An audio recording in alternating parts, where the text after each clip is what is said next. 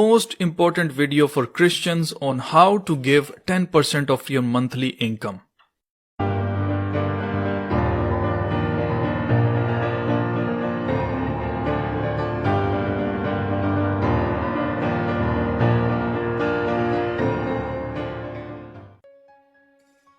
आजकल आप जिस भी चर्च में चले जाएं, हर महीने के पहले संडे पास्टर दाये की यानी टाइथ पर मैसेज देते हैं और चर्च के मेंबर्स को बताते हैं कि कैसे इन पर फर्ज है कि वो अपनी मंथली इनकम का 10वां हिस्सा चर्च में दें।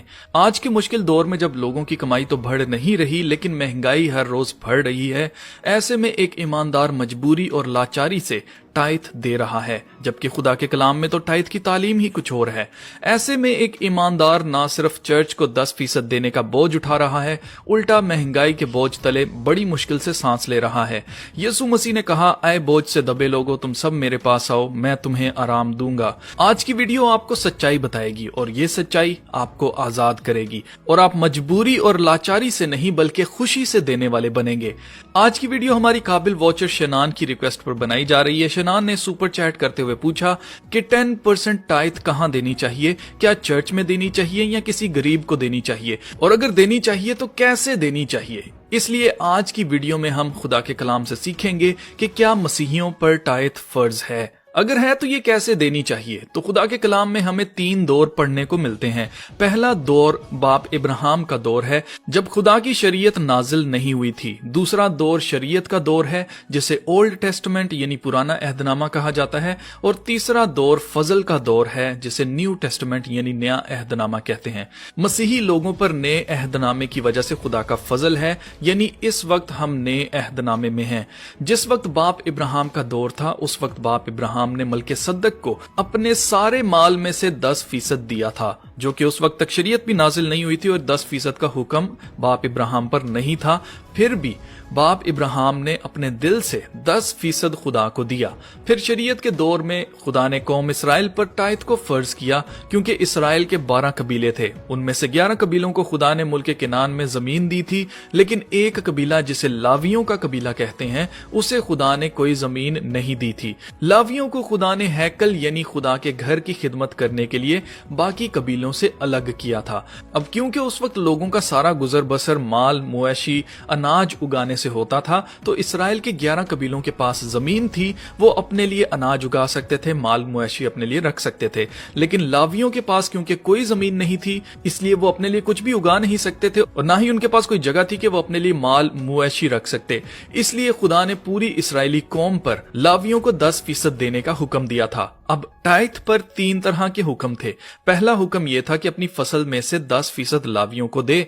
दूसरा यह था कि साल में एक दफा, यानी कि एक साल में एक दफा अपने सारे माल का 10% लेकर किसी खास जगह पर इकट्ठे होकर खुदा की तमजीद करें और उस माल को खाएं और खुशी मनाएं।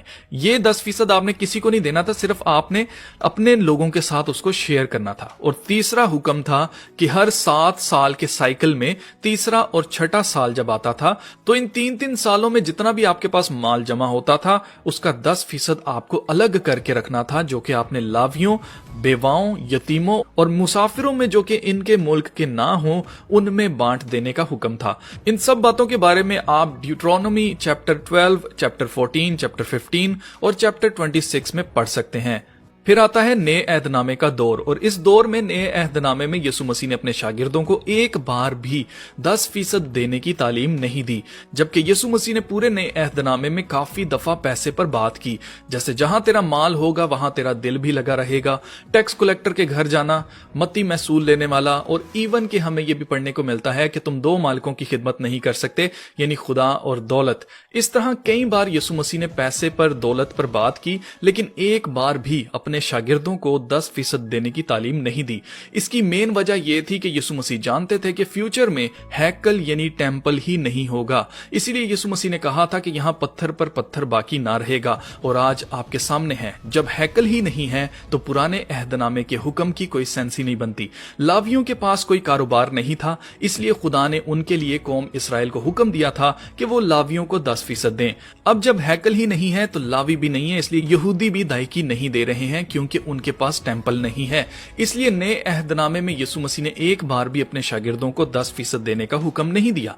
अब कुछ लोग कहेंगे कि यीशु मसीह ने कहा था कि तुम पुदीने, सौंफ और जीरे पर तो दायकी देते हो, पर तुमने शरीयत की ज्यादा बड़ी बातों यानी इंसाफ और रहम और ईमान को छोड़ दिया है। लाजमी था कि ये भी करते और वो भी ना छोड़ते। तो यीशु मसीह ने ये बातें फकीयों और फरीसियों से कही थी, ना कि अपने शागिर्दों को सिखा रहे थे कि तुम ये भी ना छोड़ते और वो भी करते। देखा जाए तो फकीर और फरीसी जो अपने आप को शरा का आलम कहते थे, वो लोग दूसरों को शरीयत सिखाते थे और उनके ऊपर पुराना अहदनामा लागू था। हम लोग जो मसीह पर ईमान रखने वाले हैं, हमने अहदनामे में खुदा के साथ जो हमने कॉन्ट्रैक्ट किया है या जो हमारा अहद हुआ है वो नया अहदनामा है। अगर हम नोट करें तो यीशु मसीह ने अपने शागिर्दों को तालीम देते हुए पुराने अहदनामे से भी बड़े हुक्म दिए, जिनके बारे में हम पहाड़ी वाज में पढ़ सकते हैं कि तुमसे कहा गया था कि जना ना करना, लेकिन अगर किसी ने बुरी नजर से किसी औरत को देख भी लिया तो उसने अपने दिल में उसके साथ जना किया।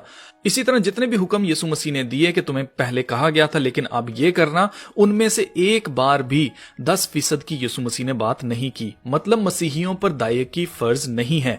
तो अब जब हम पर 10% फर्ज ही नहीं है तो क्या हमें चर्च में कुछ नहीं देना चाहिए? तो ऐसा हरगिज नहीं है। यीशु मसीह ने कहा, दिया करो तुम्हें दिया जाएगा, अच्छा पैमाना दाब दाब कर और हिला हिला कर और लबरेज करके तुम्हारे पल्ले में डालेंगे, क्योंकि जिस पैमाना से तुम नापते हो उसी से तुम्हारे लिए नापा जाएगा। मतलब अब 10% की लिमिट नहीं है। अब खुदा ने आप पर छोड़ दिया है कि आप कितना देना चाहते हैं, लेकिन ये बात याद रखें, जितना आप देंगे उतना ही खुदा आपको बरकत देगा। मतलब अगर आप कम देंगे तो खुदा की तरफ से आपको कम बरकत मिलेगी, और अगर आप ज्यादा देंगे तो खुदा की तरफ से आपको ज्यादा बरकत मिलेगी। लेकिन ये बात याद रखें, आप किस नीयत से देते हैं वो मैटर करता है, ना कि अमाउंट। आपकी अमाउंट मैटर नहीं करती, आपकी नीयत, आपका दिल मैटर करता है। अगर आप खुशी से 100 रुपए भी देते हैं तो भी खुदा आपको लाखों लाख की बरकत देगा। यहाँ पैमाना पैसों का नहीं है, नीयत का है, क्योंकि खुदा के कलाम में लिखा है, खुदा अपने महबूब को तो नींद में ही दे देता है। इसी तरह यीशु मसीह ने हैकल में उस बूढ़ी औरत के बारे में जिक्र किया जो बेवा थी, जिसके पास सिर्फ 2 दमड़ियां थी। उसने अपनी 2 दमड़ियां, पूरी 2 दमड़ियां जो हैं उसने हैकल में डाल दी थी, चंदे में डाल दी थी। आपको खुदा का महबूब बनना है, ना कि पैसे देकर ब्लेसिंग खरीदने की कोशिश करनी है। आजकल चर्च में लोग पैसे इसलिए देते हैं क्योंकि उनको लगता है कि अगर वो ये पैसे नहीं देंगे तो खुदा इनको ब्लेस नहीं करेगा, जबकि हकीकत ये है कि खुदा को आपके पैसे नहीं चाहिए, उसे आपकी फर्माबरदारी चाहिए, उसे आपकी वफादारी चाहिए, क्योंकि खुदा वफादार खुदा है। अब खुदा ने आप पर छोड़ दिया है कि आप कितना देना चाहते हो। अब जो बातें मैं कहने वाला हूं ये मेरी अपनी सोच है, अगर आप चाहें तो आप भी इसे अपना सकते हैं। मैं ऐसा ही करता हूं। देखें, खुदा के कलाम में लिखा है, लेकिन बात यह है कि जो थोड़ा बोता है वो थोड़ा काटेगा, और जो बहुत बोता है वो बहुत काटेगा। जिस कदर हर एक ने अपने दिल में ठहराया उसी कदर दे, ना दरेग करके ना लाचारी से, क्योंकि खुदा खुशी से देने वाले को अजीज रखता है, और खुदा तुम पर हर तरह का फजल कसरत से कर सकता है, ताकि तुमको हमेशा हर चीज काफी तौर पर मिला करे और हर नेक काम के लिए तुम्हारे पास बहुत कुछ मौजूद रहा करे। अब होता यह है कि हम अपनी मंथली इनकम का 10% चर्च में बेदिली से देते हैं, और ऊपर से अगर हमारा पास्टर घर आ जाए तो हम उसके हाथ में भी कुछ ना कुछ रखते हैं, और हर हफ्ते चर्च में चंदा अलग से देते हैं, जिसकी वजह से बाकी नेक कामों के लिए हमारे पास कुछ बचता ही नहीं। पौलुस रसूल ने कहा कि हर नेक काम के लिए तुम्हारे पास बहुत कुछ मौजूद रहा करे।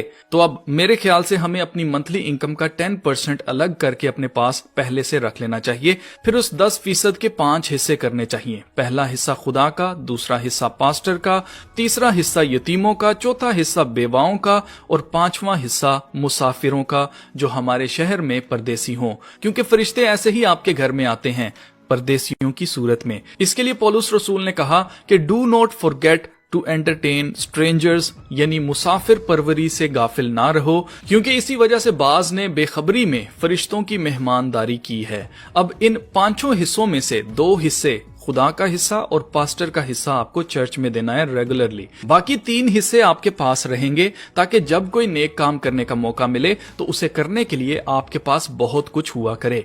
आपको याद रखना है कि चर्च में दिए गए पैसों का हिसाब होगा कि नहीं होगा इसके बारे में कुछ नहीं लिखा, मगर जब यीशु मसीह वापस आएंगे तो वो भेड़ों और बकरियों को अलग करेंगे, और जब वो उन दोनों से पूछेंगे कि जब मैं प्यासा था तो तुमने मुझे पानी ना पिलाया, भूखा था तो तुमने खाना ना खिलाया, कैद में था तुमने मेरा पता नहीं लिया।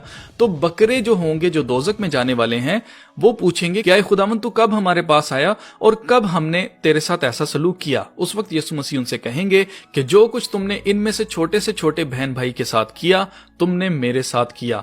और भेड़ों